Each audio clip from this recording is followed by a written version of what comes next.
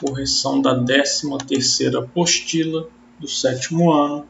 Qualquer dúvida vocês podem colocar lá no grupo do WhatsApp, tá? Está aberto aqui, ou então nos comentários aí do YouTube. Na apostila 13, a gente está aí na questão 1. Observe o poliedo a seguir. A parte assinalada nesse poliedo corresponde a... Então, a parte assinalada aqui no caso, está aqui no encontro entre duas arestas, né? Esse pontinho aqui a gente chama de vértice. Beleza? Então, bem simples essa questão. Relembrando, né? Que dentro de uma figura como essa, a gente tem cada uma dessas linhas a gente chama de aresta. Cada região quadrada que é formada entre essas arestas a gente chama de face, né? Agora, a altura nada mais é que a distância aqui de uma base até a outra. Então, ele é o meu vértice. A figura a seguir representa um polígono regular. Assinale a opção que indica a fórmula adequada para calcular a área desse polígono. Então, a gente vai calcular a área desse polígono com base nesse triângulo, tá bom? Como é que vai funcionar? Eu sei que a área de um triângulo é sempre igual a base vezes altura divididos por 2. Eu sei que a base, nesse caso aqui, mede 7 centímetros, que é esse valor aqui embaixo. Então, eu posso substituir, né? Então, eu vou ter 7 vezes H sobre 2. O que falta a gente descobrir? Esse polígono ele é regular. O que significa? Todos os lados têm a mesma medida. Então, eu posso dividir essa figura aqui, ó, em 5 triângulos iguais. Todos correspondem a essa mesma fórmula da área. Então, eu posso afirmar que a área total da minha figura aqui, vou chamar de AT, né, a área total, vai ser 5 vezes a área desse triângulo aqui. Então, eu vou ter 5 vezes 7 vezes H sobre 2, que é a minha alternativa B. Bem simples aí essa questão, parece complicado, né? Mas na prática é bem simples. O professor de Roberto escreveu no quadro a seguinte radiciação. O valor dessa radiciação é igual a... Ele quer saber qual que é a raiz de 0,16.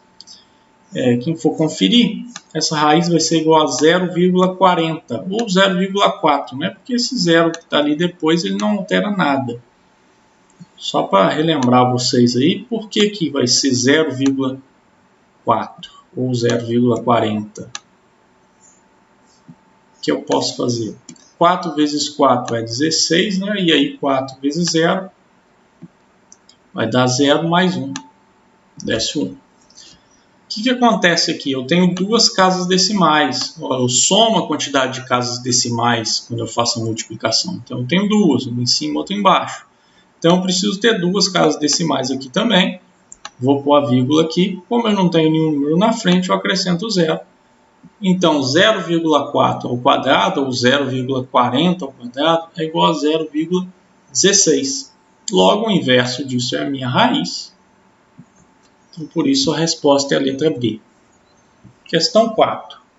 Um motociclista com velocidade média de 60 km por hora viaja de uma cidade a outra em 2 horas. Se a velocidade média for de 80 km, o tempo que irá gastar para fazer o mesmo trajeto é de 1h30. Nesta situação, a velocidade e o tempo são, ele fala primeiro, grandezas inversamente proporcionais. E é isso aí mesmo.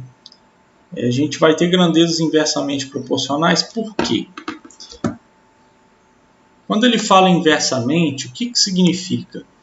Reparem o seguinte, ó, a minha velocidade desse motociclista era 60 km por hora. Passou a ser 80. O que aconteceu com a velocidade? Ela aumentou, certo? Porém, o tempo antes era 2 horas, agora passou a ser 1h30. Então, o que aconteceu com o tempo? O tempo diminuiu, ele reduziu. Então, enquanto uma grandeza cresce, a outra diminui. Por isso que a gente fala que elas são grandezas inversamente proporcionais. O mosaico a seguir é formado por triângulos equiláteros cuja medida dos lados é igual a 4 centímetros. A medida da área colorida deste mosaico é igual a... Então a gente tem que pensar o seguinte, né? Cada espacinho desse aqui, ele sempre vai medir 4 centímetros, certo? Porque já que meu triângulo, nesse caso, é equilátero, né? Então eu tenho sempre 4 centímetros, beleza? Não posso esquecer disso. Tem outros dados importantes aí. Sempre que a gente forma uma figura como essa, que é um triângulo equilátero, a gente está formando, na verdade, aqui, ó, a cada 2 triângulos, um quadrado, beleza? Então é bem simples isso aí da gente calcular. O que eu vou pedir para vocês olharem? A gente vai olhar quantos espaços a gente tem aqui, ó, cada um desses valendo 4. Tem 1, 2, 3, 4, 5. Ó, metade de cada lado, então eu tenho, na verdade, 6. Então aqui eu posso afirmar que a minha medida é 6 vezes 4, né? Porque cada um desses espaços tem 4 centímetros e 6 vezes 4. Então a minha medida nessa direção desse retângulo todo é 24 centímetros. Agora a gente vai fazer do outro. Eu tenho 1, 2, 3, 4. Então eu vou ter 4 vezes 4. Lembrando que a medida é a mesma, também é 4 centímetros. Então eu vou ter aqui 4 vezes 4, 16 centímetros. Para eu descobrir a área total da minha figura, eu vou ter que fazer 16 vezes 24. Vamos fazer essa continha aqui. Primeiro, 6 vezes 4, 24. 6 vezes 2 é 12, 12 mais 2, 144. Agora 1 vezes 4 é 4 e 1 vezes 2 é 2. Agora eu vou descer esse 4. 4 mais 4 é 8 e 1 mais 2 é 3. Eu achei aqui a área de todo o meu retângulo, beleza? Só que na prática não é isso que eu quero, né? Vocês vão perceber que só metade do meu retângulo é pintado. Só metade dos meus triângulos foram pintados. Então eu vou precisar pegar isso aqui e dividir por 2.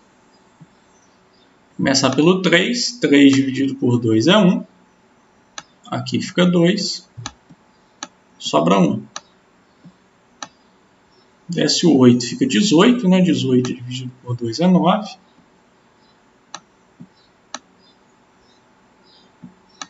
Vai sobrar 0. Agora vai descer o 4. E 4 dividido por 2 é 2, né? Então fica 192.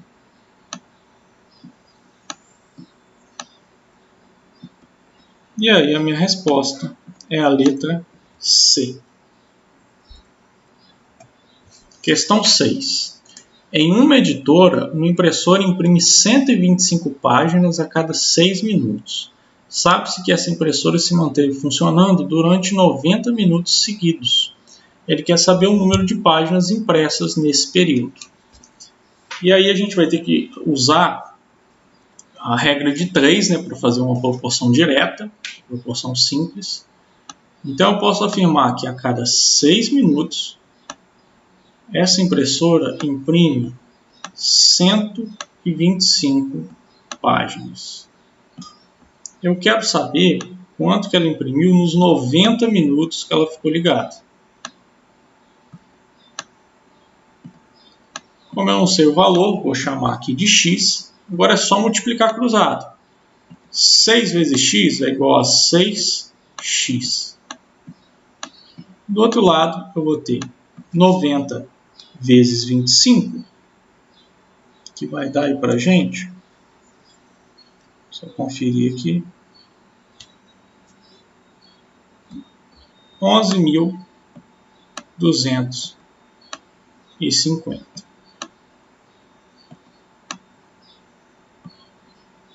O x está aqui, vou passar o 6 dividindo, né? Regrinha lá das equações, então eu tenho 11.250 divididos por 6.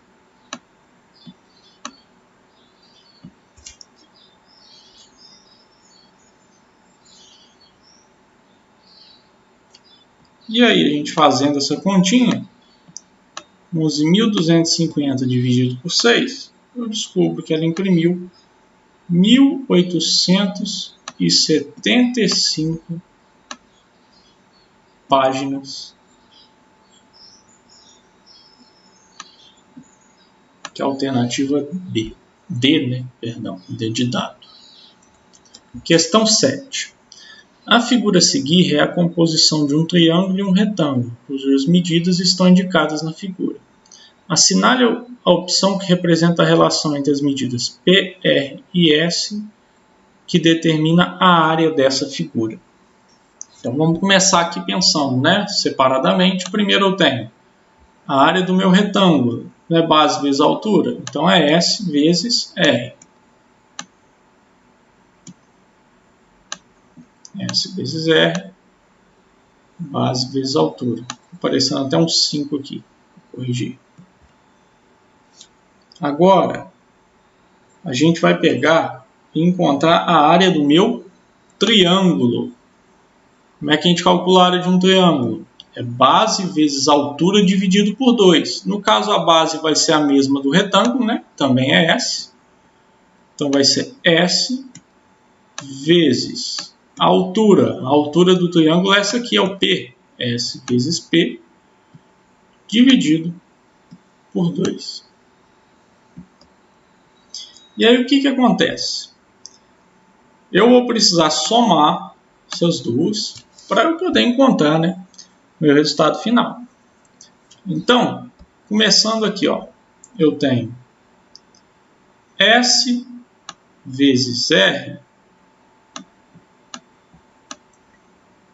Eu vou perceber que ele está presente nessa alternativa e nessa aqui. O outro eu tenho S vezes P sobre 2.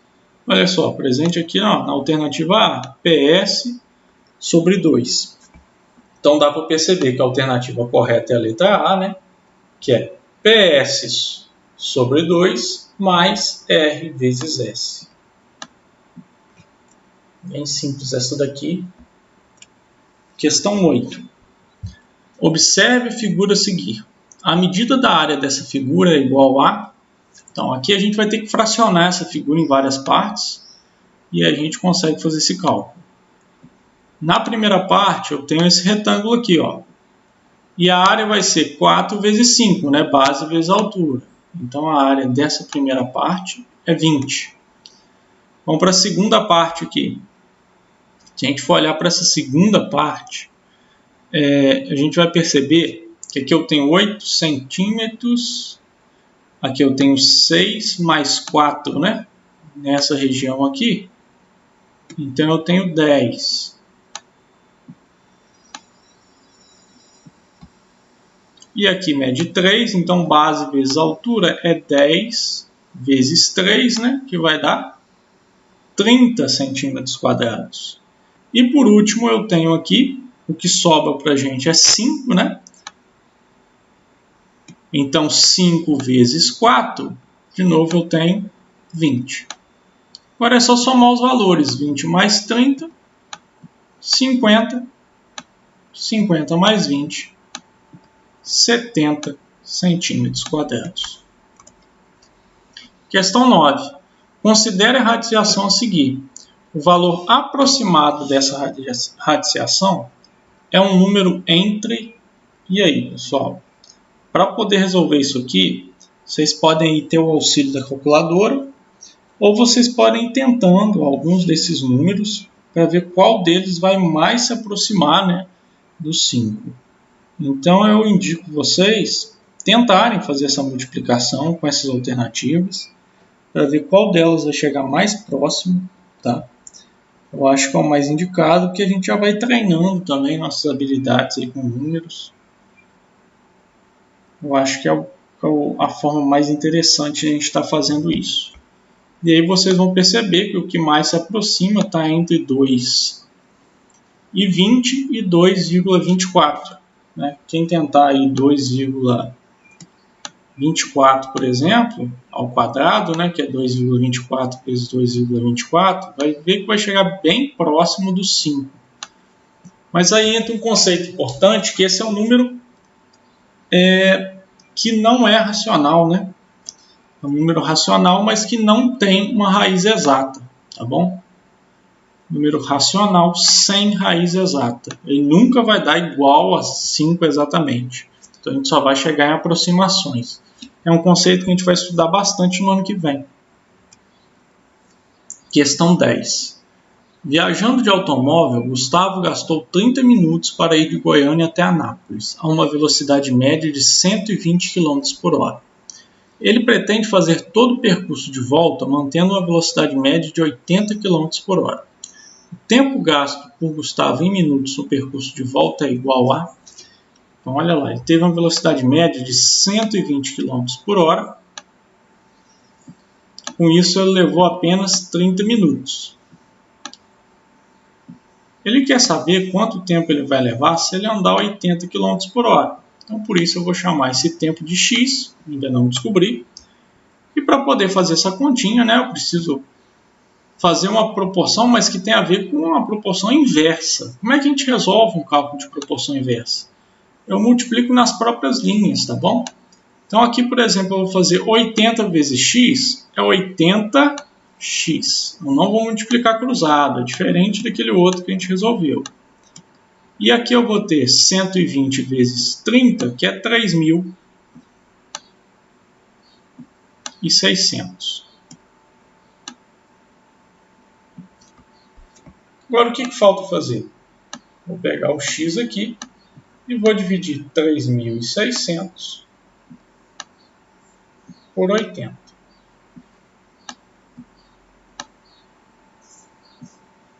Para facilitar a nossa conta, pessoal, vamos cortar um zerinho, né? Aí vai sobrar para a gente só 360 dividido por 8. E o resultado é 45. Está aí a resposta da questão